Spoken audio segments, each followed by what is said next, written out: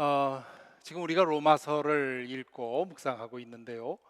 로마서 연구의 권위자들이 거의 전부가 동의하는 사실이 하나 있습니다. 그것은 로마서 1장 16절, 17절이 로마서 전체에 있어서 핵심 구절이라 하는 사실이죠. 왜 그런가 하면 구원받는 길에 대해서 분명하게 정리해 놓았기 때문입니다. 구원이 뭐냐? 하나님과 우리 사이를 가로막고 있는 죄의 문제를 해결하고 하나님의 자녀로 회복되는 것입니다. 어떻게 죄의 문제를 해결받을 수 있는가? 예수 그리스도에 대한 믿음으로 가능합니다.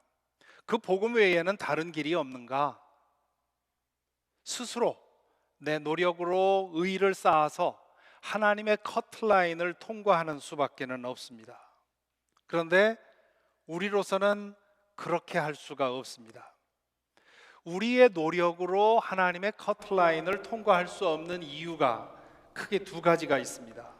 첫째는 대다수의 사람들이 하나님에 관한 지식을 아는데 자신의 욕망을 따라 살고 싶은 마음에 그 지식을 억압하고 자신의 욕망을 따라 살아가고 있기 때문입니다.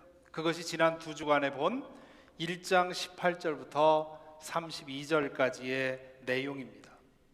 하나님에 관한 진리가 너무도 분명히 드러났고 그것을 알고 있음에도 불구하고 나의 욕망을 따라서 살기 위해서 그것을 억압하는 것이지요.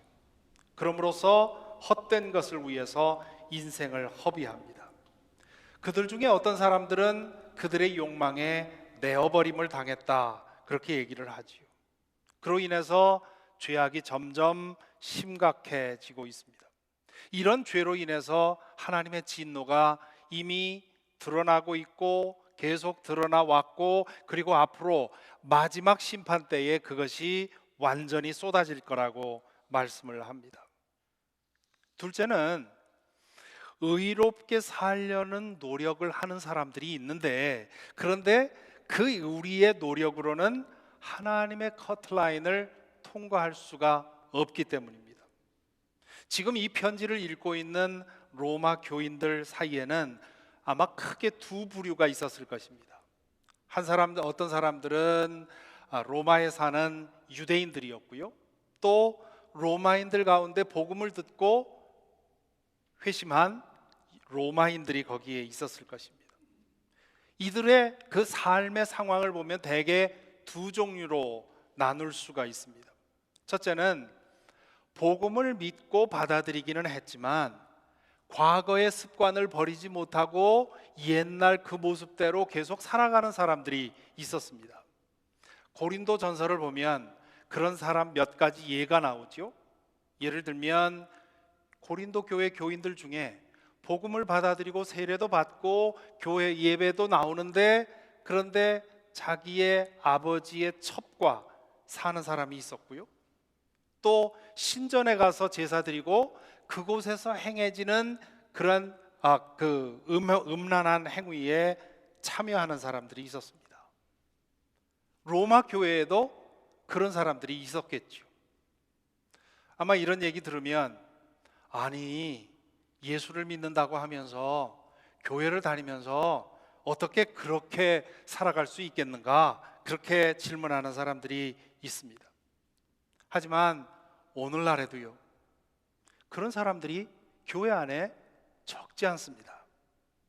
신실한 신자처럼 보이는데 외도 즐기는 것을 아무렇지 않게 생각하는 사람들, 사기를 쳐서 불의한 이득을 보려는 사람들, 거짓말을 입에 달고 사는 사람들, 직장에서 혹은 가정에서 폭력을 휘두르는 사람들, 교회 안에도 얼마든지 있습니다.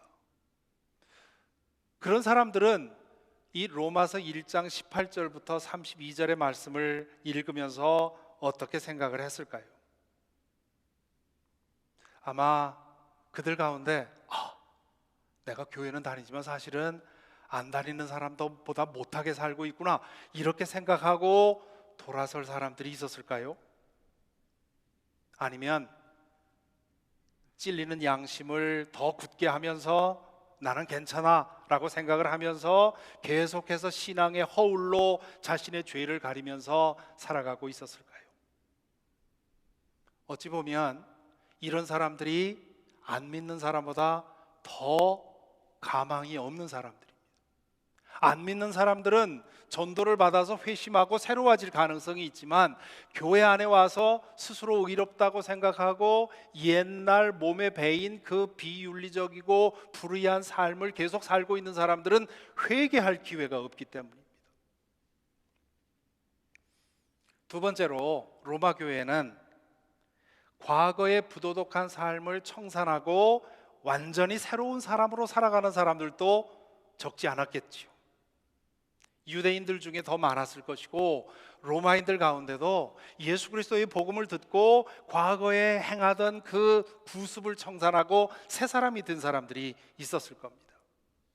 제대로 된 신앙인이라면 마땅히 그렇게 해야지요. 도덕적으로 우리가 완전할 수는 없지요. 그러나 거룩하고 의롭게 살려는 우리의 방향성만은 분명해야 합니다. 이들이 18절부터 20절 지난 32절 지난 2주간 동안 읽고 묵상한 그 말씀을 읽을 때, 들었을 때 어떻게 반응했을까요? 아마 그들 가운데 어떤 사람들은 나도 저렇게 살았는데 복음을 듣고 내가 하나님의 자녀로 회복되었으니 감사하다, 이렇게 생각하는 사람도 있었겠지만, 또 어떤 사람들은 그렇게 사는 사람들을 생각하면서 저 불쌍한 사람들, 저 죄인들, 저 심판받아 마땅한 사람들 하면서 그들을 경멸하고 혐오하고 있는 사람도 있었을 것입니다. 바울 사도는 알고 보면 매우 전략적인 사람입니다. 앞에서 그렇게 얘기해 놓고 2장 1절에서 바로 그렇게 생각하는 사람들을 향해서 글을 계속 쓰고 있습니다. 오늘 본문을 보면요, 1장 18절부터 32절에서 바울 사도는 그들 해서 3인칭 복수 대명사를 사용을 합니다. 그들은 누굽니까? 하나님을 인정하지 않고 자신들의 욕심대로 사는 사람들을 말합니다. 그런데 2장 1절로 넘어와서는 갑자기 대명사를 그들이라는 말에서 그대는, 우리 옛날 개역 성경에는 너는 그렇게 바꾸어 놓고 있습니다. 2장 1절을 보시기 바랍니다. 2장 1절 보면, 그러므로 남을 심판하는 사람이요 그대가 누구이든지. 지금 바깥에 있는 사람들 그들 얘기하다가 그대, 지금 이 말을 그 얘기를 들으면서 마음속으로 누구를 생각하면서 정말 그 사람 저주받아야 돼, 심판받아야 돼 라고 생각하는 그대는, 그대가 누구이든지 죄가 없다고 변명할 수 없습니다. 그대는 남을 심판하는 일로 결국 자기를 정죄하는 셈입니다. 남을 심판하는 그대도 똑같은 일을 하고 있기 때문입니다. 또 3절에서는 이렇게 말합니다. 이런 일이라고 하는 것은 앞에 29절부터 31절까지 나열된 여러 가지 악덕을 말합니다. 이런 일을 하는 사람들을 심판하면서 스스로 그런 일을 하는 사람이요 그대는 하나님의 심판을 피할 줄로 생각합니까? 여기서 말하는 그대는 누굽니까? 하나님에 관한 진리를 억압하지 않는, 그리고 하나님의 뜻을 분별하고 하나님의 뜻대로 살기를 힘쓰는, 그래서 그들보다 더 의롭게 사는 사람들, 그래서 하나님 앞에서 나는 그들과는 다른 대접을 받을 것이라고 생각하는 사람들, 그래서 때로 그 사람들을 심판하고 정죄하고 때로 혐오하는 사람들, 그런 사람들을 지금 가리키고 있는 겁니다. 이런 태도를 자의식이라고 하지요. 우리 한국말에서 자의식은 두 가지 의미로 쓰입니다. 영어로 self-awareness, 자기 자신에 대해서 아는 것, 그것을 의미하기도 하고요. 우리 기독교 신앙에서는 self-righteousness, 나는 하나님 앞에 이만큼 잘 살았기 때문에 의롭다고 인정받을 만한 가치가 있다, 자격이 있다라고 생각하는 것을 자의식이라고 합니다. 두 번째 의미의 자의식, self-righteousness로서의 자의식, 이것이 우리 신앙인들이 가장 경계해야 하는 문제입니다. 진실한 신앙인은 어떻게 고백하느냐? 하나님께서 그리스도의 은혜 안에서 나를 의롭다고 인정해 주시고, 그리고 성령을 통해 나를 의롭게 변화시켜 주십니다, 이렇게 고백하지요. 이렇게 고백하는 사람은 하나님 앞에서 하나님 내가 이만큼 했습니다 라고 얘기하지 않고요, 또 다른 사람의 죄를 보고 정죄하거나 혐오하지도 않습니다. 왜냐하면 내가 의롭다고 인정받은 것은 나의 공로 때문이 아니라 예수 그리스도의 은혜 때문이기 때문이지요. 하나님 앞에서 내 자신의 공로를 가지고 심판받는다면 그들과 별로 다를 바가 없다고 생각하기 때문입니다. 그런데 자의식에 빠져 있는 신앙인들, 나는 이만큼 살았으니 이만큼 의롭다고 생각하는 사람들은 자신은 하나님 앞에 내세울 것이 있다고 생각하고 다른 사람들과는 다르다고 생각하고, 그렇기 때문에 다른 사람의 죄를 보고 심판하고 정죄하고 때로는 혐오하게 되는 것이지. 지금 2장 1절부터 이하에 나오는 말씀을 통해서 바울 사도는 바로 이 사람들에게 얘기를 합니다. 이 사람들에게 바울이 하는 말이 뭐냐 하면, 첫째는 당신들도 그들과 다르지 않습니다 라는 뜻입니다. 짓는 죄가 다를 뿐 당신들도 죄를 짓고 있는 사람들이라는 걸 기억하라고 말하죠. 다른 사람이 짓는 죄를 비난하지만 그 자신도 비난받을 또 다른 죄를 짓고 있지요. 요즘엔 그렇지 않지만 과거에 제가 자랄 때만 해도 교회에서 청년들이 술 마시고 담배 피우고 그러면 그 장로님 권사님들한테 아주 혼났죠. 지나가다가 담배 냄새가 풍기면 불러가지고 혼을 내고 하지 않았습니까? 그런데 그렇게 젊은이를 술, 담배 하는 문제로 꾸짖는 바로 그 사람은 어떻게 살고 있습니까?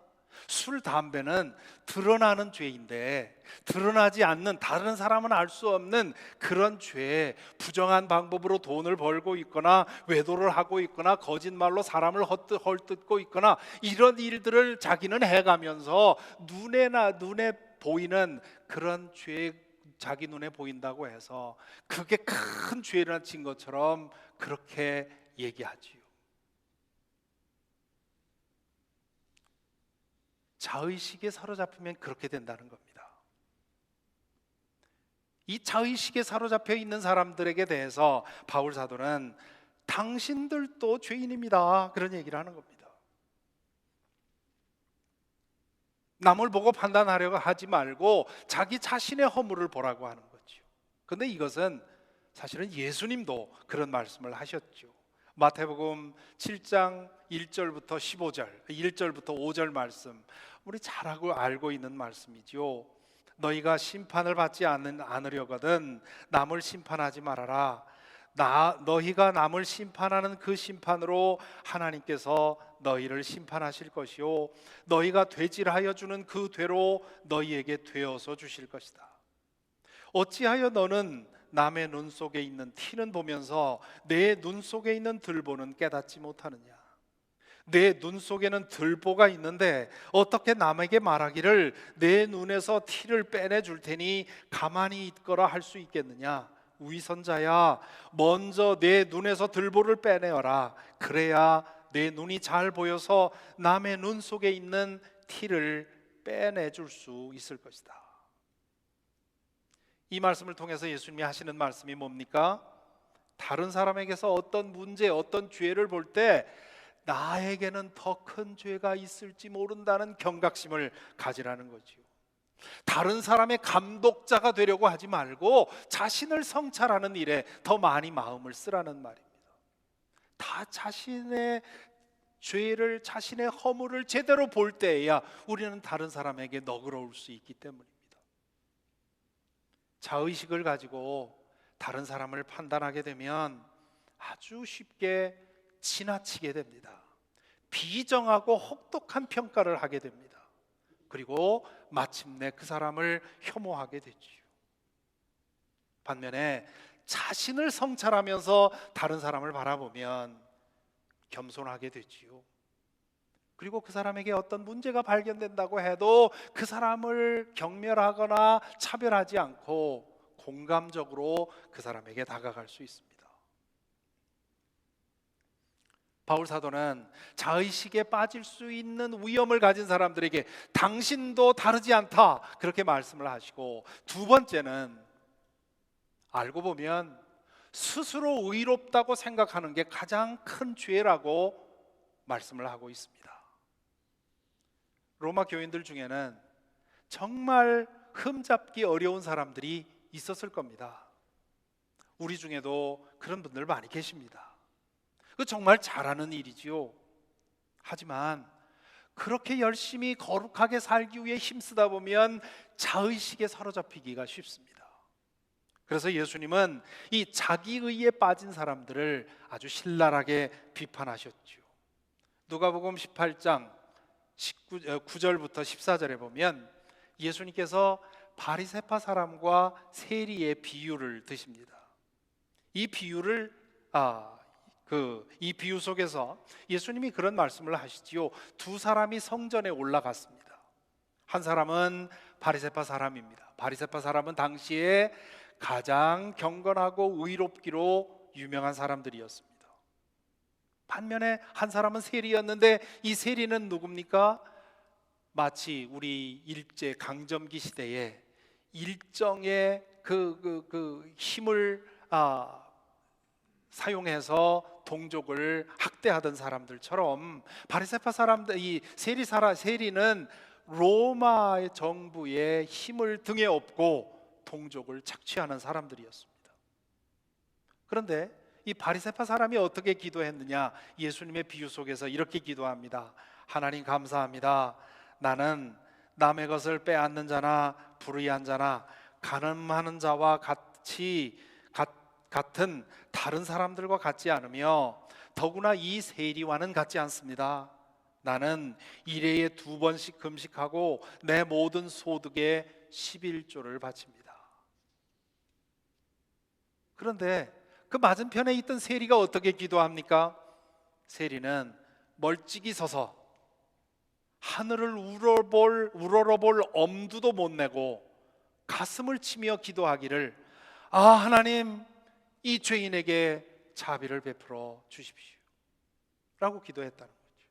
그러면서 예수님이 어떻게 결론 내시느냐 하면, 내가 너희에게 말한다, 의롭다는 인정을 받고서 자기 집으로 내려간 사람은 저 바리새파 사람이 아니다, 이 세리다. 누구든지 자기를 높이는 사람은 낮아지고 자기를 낮추는 사람은 높아질 것이다.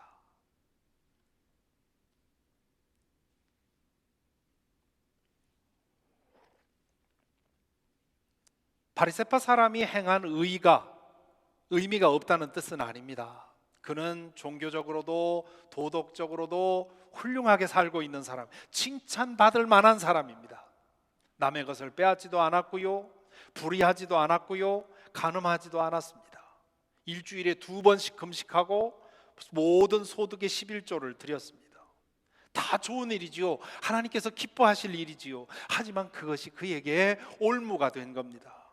그것으로 인해서 내가 하나님 앞에 인정받을 자격이 있고, 그리고 저 세리보다 훨씬 나은 사람이라고 하는 그런 교만한 마음을 가지게 됐기 때문입니다. 예수님은 이 비유를 통해서 세리가 잘했다는 말이 아닙니다.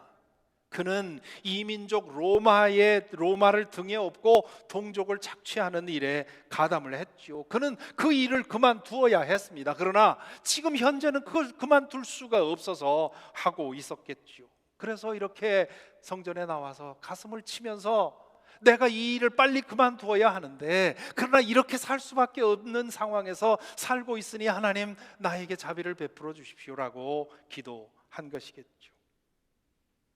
인간적으로 보면 바리새파 사람이 세리보다 훨씬 낫습니다. 하나님의 기준에서 보면 어떻겠습니까? 마찬가지겠죠. 하나님이 보실 때도 세리에게 칭찬할 것이 훨씬 더 많았을 텐데, 그런데 하나님 앞에서 그 자기가 그동안 행한 일을 가지고 어떤 공으로 내세우다 보니까 하나님께서 그것을 인정하실 수가 없는 것이죠.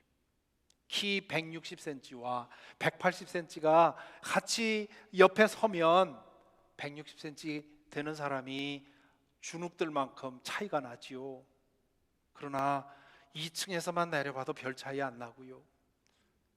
비행기 타고 내려다보면 한 점으로밖에 보이지 않습니다.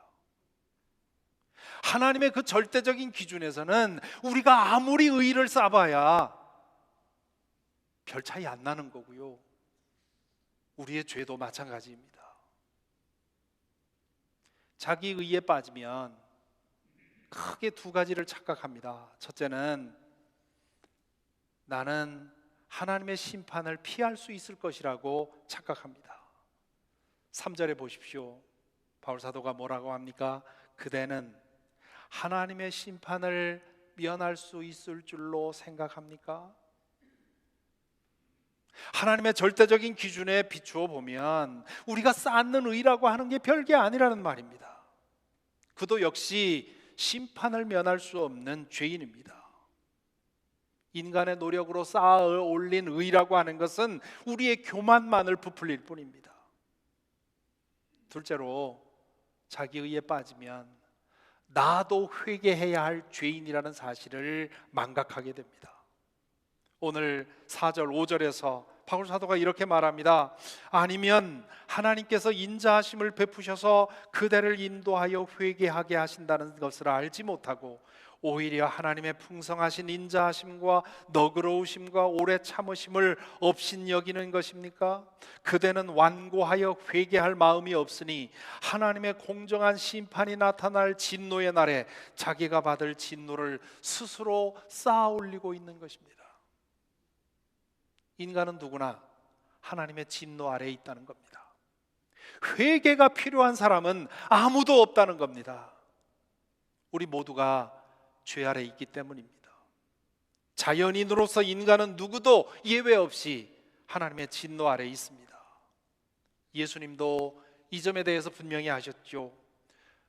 누가복음 13장 1절부터 5절에 보면 빌라도에 의해서 학살당한 갈릴리 사람에 대한 말씀을 하십니다. 또 실로암 망대가 무너져서 막 여러 사람이 죽었는데 그 사람들에 대해서 얘기하면서 이렇게 말씀하시지요. 13장 2절 3절에 이렇게 말합니다. 그들이 이런 변을 당했다고 해서 다른 모든 사람보다 더 큰 죄인이라고 생각하느냐? 그렇지 않다. 내가 너희에게 말한다.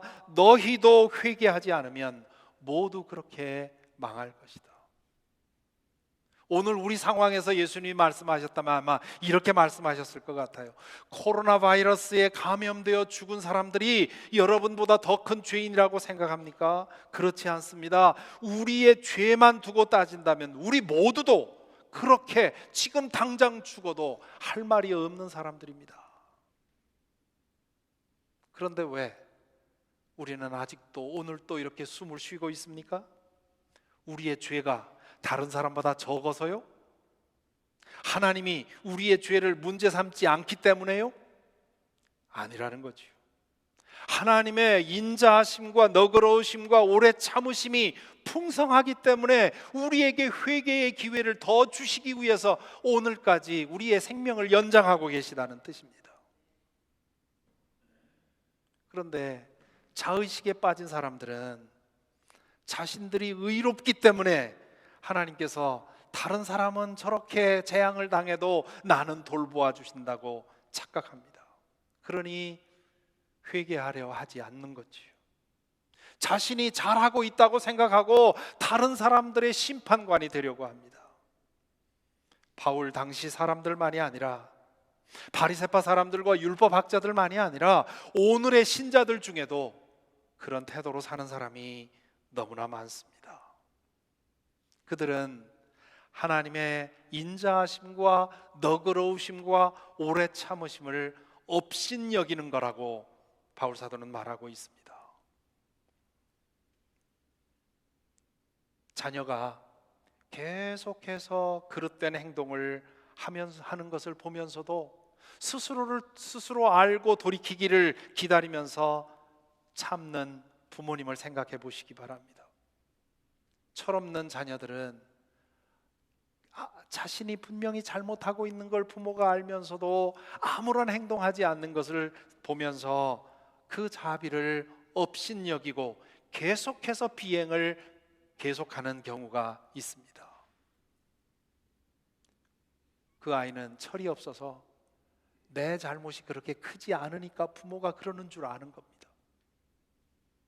자기 의에 사로잡히면 하나님의 자비를 업신여기고 돌아설 줄 모릅니다.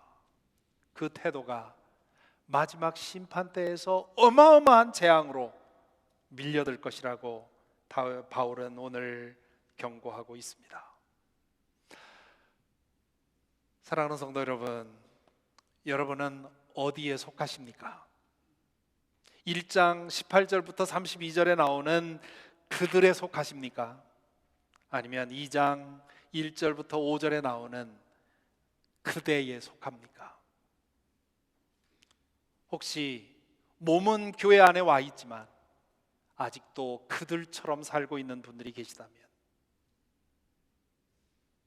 하나님에 관한 진리를 억누르고 자신의 욕망을 따라 살고 있는 분이 계시다면 더 늦기 전에 돌아서시기 바랍니다.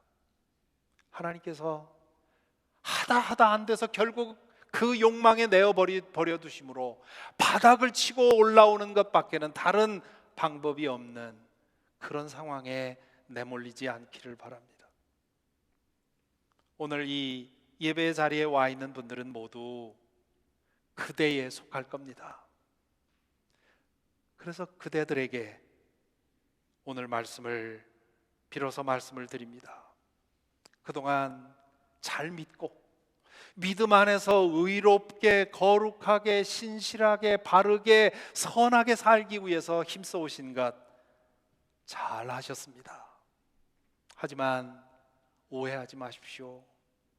그것으로 하나님의 진노를 피할 수는 없습니다. 그것으로 구원을 살 수는 없습니다. 우리가 아무리 애써서 힘쓰고 노력해도 우리의 의의를 쌓아서 하나님의 커트라인을 넘어설 수는 없습니다. 그러므로 인정하시기 바랍니다. 나도 그들과 다름없는 죄인이라는 것을. 우리가 기댈 것은 내가 쌓은 그 알량한 의의가 아니라 예수 그리스도의 그 희생의 은혜라고 하는 것을, 그것 없이는 하나님의 진노를 피할 방법이 없다는 것을, 지금 아직도 내가 안전한 것은 하나님의 그 풍성하신 인자하심과 너그러우심과 오래 참으심 때문이라는 것을, 그러니 감사하는 마음으로 마음을 더욱 낮추고 의의 길에서 더욱 힘써서 걷지만, 그러나 언제나 내 자신의 부족함을 돌아보는 그런 우리의 태도를 잊지 말아야 할 것입니다. 그렇기 때문에 두 번째로 회개하시기 바랍니다. 회개에는 두 가지가 있습니다. 하나는 하나님을 등지고 반대로 가다가, 반대 길로 가다가 다시 돌아서서 하나님에게 돌아오는 회개가 있습니다. 여러분들은 모두 그 회개를 하신 분들입니다. 그러나 계속해야 할 회개가 있습니다. 우리 자신을 돌아보고 우리의 부족함을 깨닫고 하나님 앞에 자비를 구하는 회개의 기도입니다. 우리의 믿음이 성장할수록 회개는 더 깊어지게 되어 있습니다. 하나님의 그 높은 기준에 우리가 너무도 못 미치는 것을 점점 더 알기 때문에 회개의 심령이 더 깊어질 수밖에 없습니다. 만일 내가 신앙생활이 계속될수록 회개의 심령이 점점 무디어진다 하면 내 신앙에 큰 병이 들어있음을 인정할 필요가 있습니다. 그리고 셋째로 겸손해야 합니다. 하나님 앞에 겸손해야지요. 아무리 많은 은혜를 이루었다, 이 의를 이루었다 해도 그 모든 것은 하나님의 은혜에 의한 것입니다. 우리가 내세울 것은 아무것도 없습니다. 우리에게는 더 많은 은혜가 필요할 따름입니다. 그리고 이웃에게 겸손해야 합니다. 하나님의 자리에 앉지 마시기 바랍니다. 동일한 죄인으로서 먼저 용서받은 것에 감사하고, 그리고 그들의 상황에 마음 아파하며 그들이 그런 죄를 통해서 그들의 인생을 허비하고 있는 것을 마음 아파하면서 그들을 위해 기도하며 아파해야 할 것입니다. 그것이 오늘 이 말씀을 읽으며 우리가 우리 스스로에게 돌아보는 그런 말씀입니다.